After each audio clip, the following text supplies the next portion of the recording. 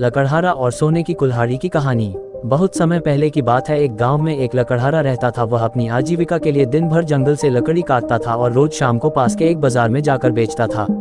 एक दिन की बात है कि वो तालाब के पास में एक पेड़ काट रहा था। उसी समय उससे गलती हुई कि उसकी कुल्हाड़ी उसके हाथ से उसी तालाब में गिर जाती है। उस नदी का बहाव और गहराई दोनों ज्यादा थी।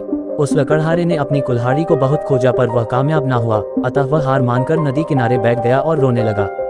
उसके रोने की आवाज सुनकर नदी की देवी उठी और उस लकड़हारे से पूछा कि क्या हुआ। तक लकड़हारे ने अपनी कहानी बताई। तब पानी की देवी को उस पर दया आ जाती है और पानी की देवी उस गरीब मेहनती लकड़हारे की मदद व सहयोग करने की पेशकश करती है। फिर क्या था, वह नदी की देवी उसकी मदद के लिए एकदम से गायब हो गई और नदी के अंदर से एक सोने की कुल्हाड़ी लेकर प्रकट होती है और उस गरीब लकड़हारे से पूछती है कि क्या ये सोने की कुल्हाड़ी उसकी है। लकड़हारा इस पर उत्तर देते हुए कहता है कि नहीं, मैं तो गरीब आदमी हूँ, इसलिए यह मेरे नहीं है। तब फिर एक बार फिर नदी की देवी पानी के अंदर जाती है और इस बार चांदी की कुल्हाड़ी लेकर वापस लेती है। लेकिन वह आदमी इस बार भी कहता है यह मेरी नहीं है। इतने के बाद उस नदी की देवी एक बार फिर पानी में गायब हो जाती है और इस बार एक लोहे की कुल्हाड़ी लेकर वापस आती है। तभी वो गरीब लकड़हारा खुश होकर कहता है कि यह उसकी ही कुल्हाड़ी है। जिस पर नदी की देवी उस गरीब लकड़हारे पर खुश होकर वह सोने और चांदी दोनों कुल्हाड़ियों को उसको उपहार स्वरूप दे देती है।